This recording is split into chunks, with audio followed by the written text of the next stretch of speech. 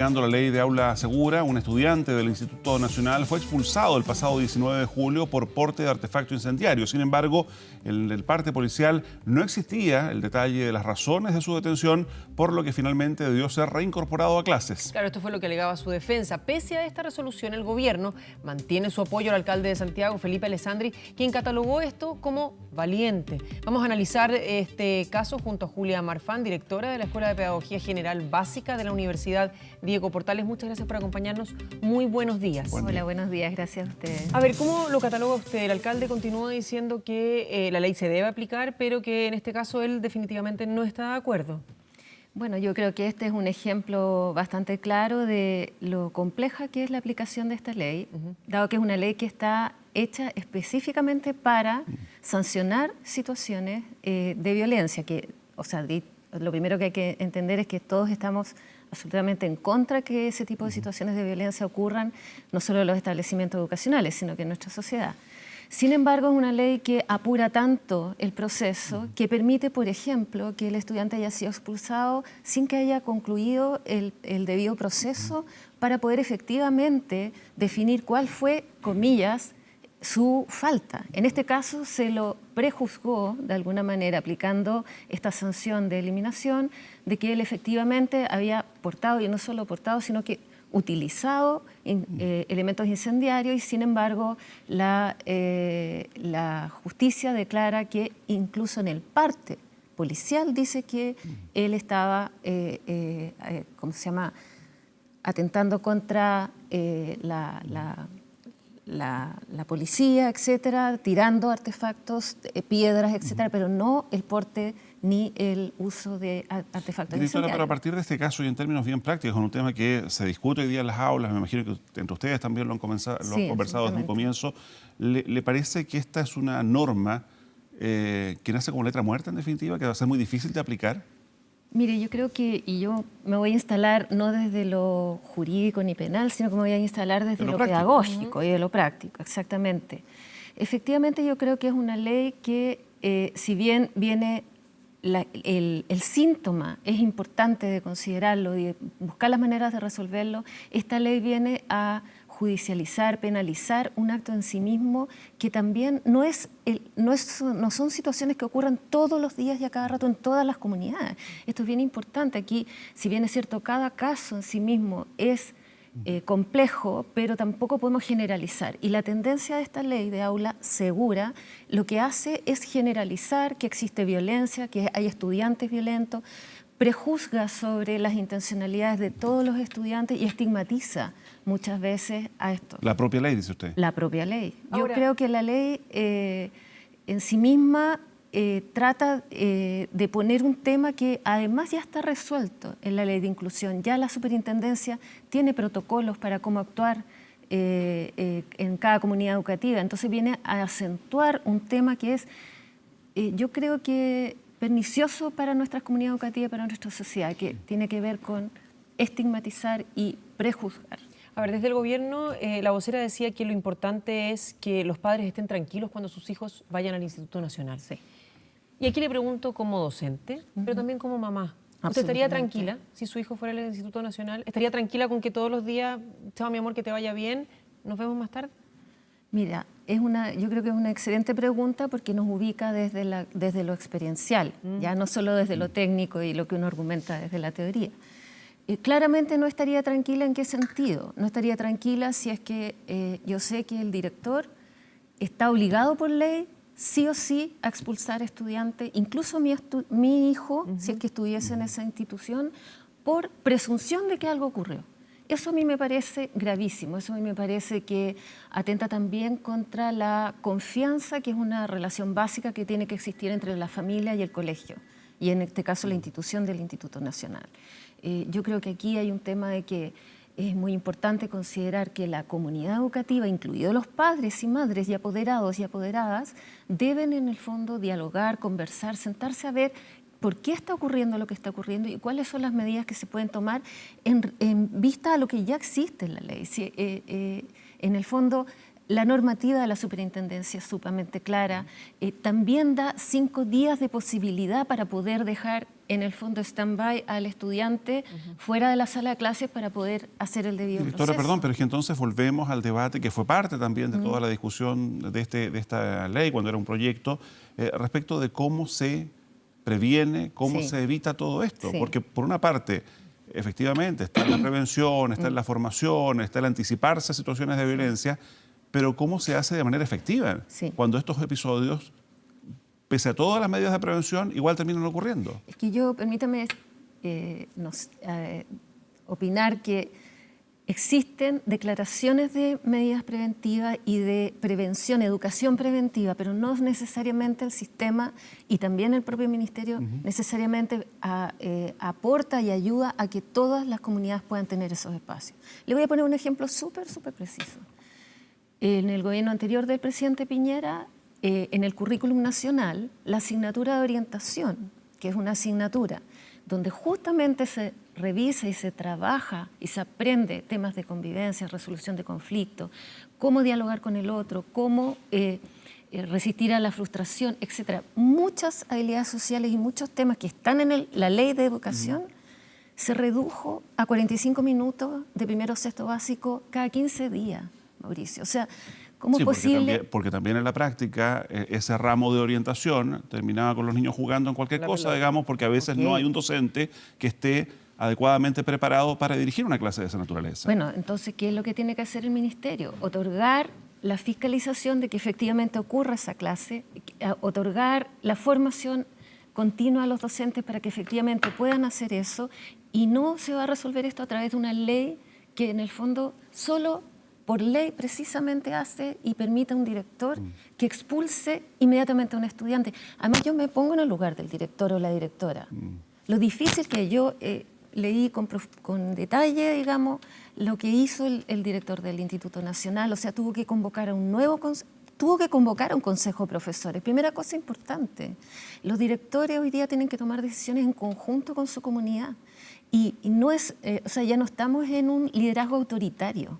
Eso ya pasó. Directora. Tenemos que ser una comunidad que toma una decisión y que concibe entonces dónde está el problema y justamente como usted lo dice, cuáles son entonces las medidas que nosotros tenemos que tomar, pero no medidas necesariamente partir por lo punitivo, que es lo que a mí me pasa con esta ley. Directora, cuando usted, y tomo varios conceptos de los que usted misma habló, confianza, la comunidad en general, cuando tenemos padres que agreden a profesores, cuando tenemos jóvenes que solicitan medidas que tal vez son muy válidas, necesito un baño que esté funcionando, necesito una sala que no se me llueva, etc.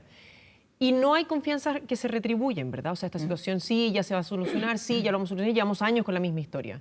Cuando esos mismos jóvenes van a su casa, y no estoy justificando a nadie, porque es muy fácil decir, oye, que estos cabros se vuelvan a la sala a estudiar y hasta cuándo vamos a permitir que pongan las sillas en la reja, ¿verdad? Pero cuando llegan a sus casas y esos mismos padres alegan y denostan a los propios profesores, por supuesto, ¿ya? ¿Con qué base de sociedad estamos funcionando para que estos jóvenes no reaccionen así? No haya violencia, mantengan el respeto por los docentes, por los directores, por sus propios compañeros, por la comunidad en general, porque esto cierra calles, etcétera, ¿no? Entonces, ¿dónde está la falla? Porque tal vez no es esta hora o estos 45 minutos que deberían tener todas las semanas, que ahora es cada 15 días, que se terminan jugando a la pelota, que todos tuvimos consejo de curso. Todos salimos a jugar a lo que fuera, al pillarse, a la pelota, a fútbol, durante consejo de cursos. Y al final mucha gente lo considera como la hora libre, ¿verdad? Entonces, ¿dónde está la falla? Porque no solamente se le puede achacar al colegio, sino que también es la comunidad en general. Son esos papás que hablan y despotrican contra el colegio, el director, los profesores, frente a sus propios hijos. ¿Con qué ¿cómo se llama? Confianza y con qué respeto voy a volver yo el día siguiente al colegio? Sí, es que aquí yo ubicaría como dos ámbitos en este diagnóstico que me parece muy importante que tú haces. Un tema tiene que ver con la precariedad de las condiciones con que los estudiantes van a estudiar. Yo creo que hay un tema de derecho. El derecho a la educación no es solo poder sentarte en un banco en la sala de clase. Hay dignidad de por medio. Hay dignidad, exactamente. Y yo creo que nuestros niños, niñas y adolescentes requieren de dignidad. O sea, los niveles económicos de este país, el desarrollo que decimos tener, el ser top one a nivel de Chile, a nivel de América Latina, etcétera, y querer avanzar tanto en educación, parten por condiciones mínimas que tienen que ver, incluso en un liceo emblemático como es el Instituto Nacional, imagínate cómo será en otros lugares. Sí, claro. ¿Ya? Primera cosa, entonces la dignidad de nuestros estudiantes también pasa y afecta e impacta en la dignidad de los padres y madres que confían en esos colegios y confían en el Estado, porque dicho sea de paso, estamos hablando de escuela pública, liceos públicos, ¿ya? Confían en el Estado en que va a poner los recursos y en este caso el sostenedor que va a poner los recursos necesarios. Y otra cosa tiene que ver con el tema de la violencia. O sea, yo creo que también algo que nos ha pasado a los profesores y que evidentemente pasa también a los directivos y que creo que en ese sentido la ley de inclusión del gobierno anterior apuntaba justamente a esto, a hacernos cargo de que hoy día tenemos a todos y todas las niñas, niños y niñas al interior del aula. Tenemos a todas las familias porque si creemos realmente que la educación es un derecho, todos tienen derecho a estar ahí. El punto entonces es cuánto conocemos de nuestros apoderados, cuánto sabemos de nuestra familia. Solamente sabemos por un ranking que hace que entren los mejores. ¿Qué hacemos entonces con los que no son mejores? ¿Dónde van? La aspiración de una familia a tener acceso a una buena educación pasa también por la necesidad que la escuela sepa acoger a esas familias. Entonces, cuando hablamos de ley de inclusión, no solamente, y sí de forma muy importante, estamos hablando de tener un programa PIE para atender a niños con necesidades educativas especiales, pero también estamos hablando de tener un programa psicosocial, de tener redes de apoyo, de saber, por ejemplo, cómo se va a reparar a un niño o a un adolescente, el cual fue juzgado previamente, fue expulsado de su liceo y ahora es reinstalado. ¿Cómo vuelve esa familia? ¿Cómo vuelve ese estudiante? ¿Qué le ofrece el sostenedor y más allá el Ministerio de Educación para poder realmente a esa comunidad repararse de una situación que es violenta en un aspecto, pero violenta también las relaciones, las confianzas mutuas, etc. Ahora, además del trabajo en comunidades, se lo quiero preguntar también como directora de la Escuela de Pedagogía General Básica y de la Universidad Diego Portales, pensando en docentes que nos pueden estar escuchando, en apoderados, papás, mamás, que estén viendo o vayan a ver más adelante en nuestras diferentes plataformas esta entrevista. ¿Hay tips, hay otras claves, hay formas de las cuales uno podría tomar para prevenir situaciones de violencia o que uno como apoderado, como familia, pueda, no sé si exigir, pero estar atento a si esos contenidos o ese tipo de dinámicas se están aplicando en la sala de clases? Sí, bueno, yo podría decirles que lo primero es participar. O sea, hay una correlación importante entre comunidades que realmente involucran a la familia y al resto de la comunidad local. A veces puede ser que no sea la familia por distintas razones de precariedad que están viviendo las familias, pero están abiertos a la comunidad. Son comunidades educativas que logran de alguna manera consensuar, establecer, mirarse. O sea, primero entender la educación como un trabajo en comunidad. En comunidad, ¿Algo en primer más? lugar. En segundo lugar, que los papás participen, es decir, que vayan a la escuela. Uno dice exigir, y está bien en un sentido, pero también a conocer, ¿ya? A veces es necesario saber qué están haciendo en la escuela y también cuáles son sus espacios de derecho de participación. Perdón, ¿y qué pasa ahí cuando algún director o algún profesor se siente un poco intimidado? Le dice, perdón, pero aquí mi relación es con los alumnos, no con los padres. Exacto. Bueno, ahí el profesor jefe, por ejemplo, tiene dentro de sus roles y funciones una relación no solo con sus alumnos, sino que también con los padres. Y por eso yo vuelvo a insistir en la asignatura de orientación, que te encuentro toda la razón en el diagnóstico, pero no necesariamente en el sentido profundo que tiene. Es decir, también un Ministerio de Educación debiera promover y asegurar el trabajo de profesores jefes preparados, pero también de tiempo de los profesores jefes para poder realmente trabajar con las familias, trabajar en las reuniones de apoderados, temas que son importantes. ¿Cómo nos ponemos de acuerdo? Muchas veces, y yo te lo digo porque yo lo veo con las prácticas de nuestros estudiantes, que ellos hacen en práctica profesional también clases de orientación, por lo importante que es. Tenemos, de hecho, en la malla curricular un curso específico sobre aprender a ser profesor jefe, cuál es su rol. Y muchas veces lo que pasa es que en las reuniones de apoderados orientadas desde el equipo directivo, más bien son temas administrativos, entrega de notas, pero no se informa a los padres o no se les da espacio también a los padres para pedir ayuda de cómo trabajar estos temas con sus hijos. Directora, y justamente en ese punto me quiero concentrar y salir un poco del tema que estábamos hablando, Sí, claro. pero de este joven en Calbuco que fue sacado de un colegio y producto, dice su madre y su defensor, del bullying que había sufrido en el colegio anterior, entonces se le encuentran estos artefactos para fabricar explosivos Sí. y las amenazas que él hace a través de redes. Sí. Y eso nos lleva como a ir muy cerquita de lo que vemos en otros países. En Estados Unidos muchas Sí. veces las agresiones masivas que hay contra alumnos. Y generalmente o varias veces se ha alegado que es porque hay mucha soledad, porque no hay comunidades, no hay redes de apoyo, que vayan viendo qué están haciendo estos alumnos. En la práctica, ¿se puede realmente tener una involucración mayor de los padres? Porque lo que usted dice es muy cierto, sí, deberíamos conocer los profesores jefes, los padres, pero ¿hay tiempo? Estas reuniones finalmente sí, se terminan siendo muy administrativas, pero hay tiempo para poder dedicarse. ¿Cuál es el error? ¿Cómo se puede subsanar? Bueno, yo creo que uno de los temas tiene que ver con la gestión, el liderazgo directivo que esté orientado a una gestión pedagógica. Cuando te digo pedagógica, por favor, no quisiera que se entendiera que es que les vaya bien en el CIMSE. No. Efectivamente, si uno va al origen, a lo que plantea la ley de educación como los objetivos de la educación general y sobre todo en educación básica, pero también en educación media, tiene una mirada mucho más integral. Y dentro de eso, entonces, efectivamente yo creo que hay que generar instancias y hay que gestionar la escuela de una forma que permita esto. Hay en todas las escuelas hoy día equipos de convivencia escolar, que fíjate que no es convivencia segura. A mí yo creo que también eso es importante que reflexionemos como sociedad. ¿Qué calificativo le estamos poniendo al aula con esta ley? Aula segura. O sea, ¿las aulas son inseguras? Bueno, ese fue un nombre que planteó la autoridad, digamos, desde Exacto. la propia ministra de Educación hacia abajo. Por eso digo, pero es que el ministerio tiene que hacerse cargo de lo que está instalando también con ese adjetivo. O sea, está diciendo que la única forma de tener una aula segura es tener la atribución de parte de un director de expulsar inmediatamente a un estudiante y, como vimos, sin siquiera todavía tener la resolución del fallo de la investigación. O sea, ¿es eso la seguridad que queremos? Primero. Y segundo, yo creo que el equipo de convivencia escolar es clave.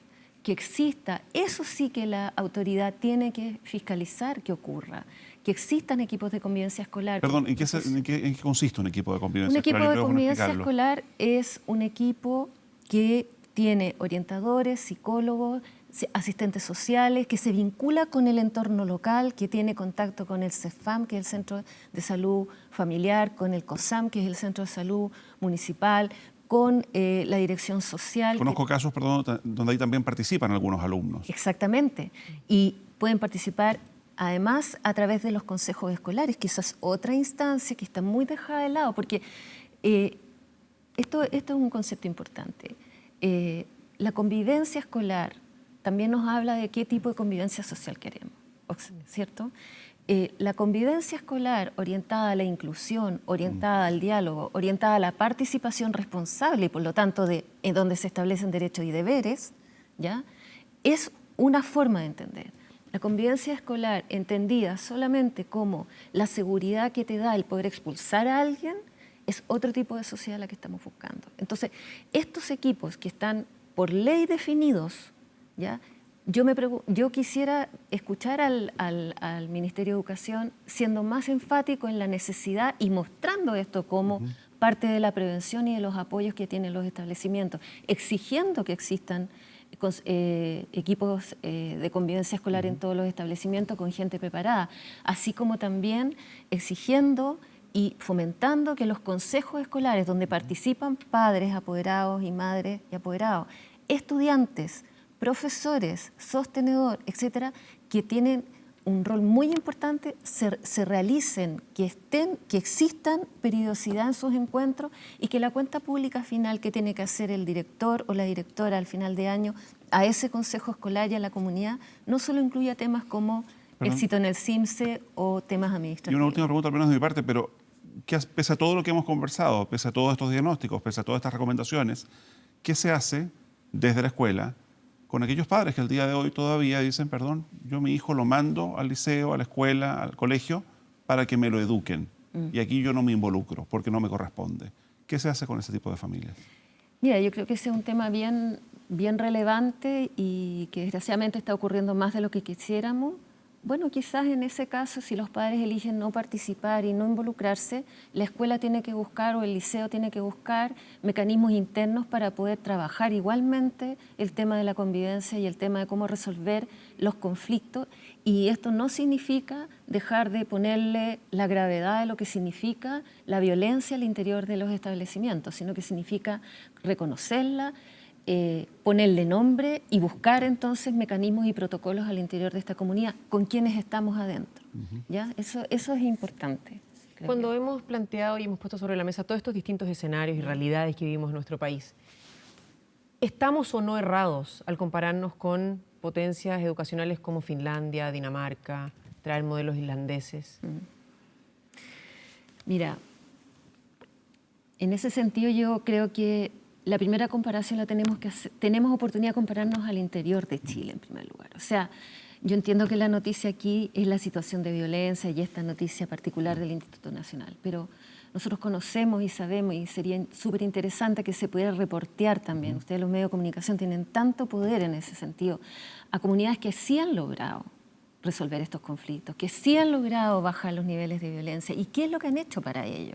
Y hay múltiples experiencias, incluso en sectores vulnerables, donde esto se ha logrado. Bueno, lo hemos destacado también colaborando activamente con el Teacher Prize, digamos.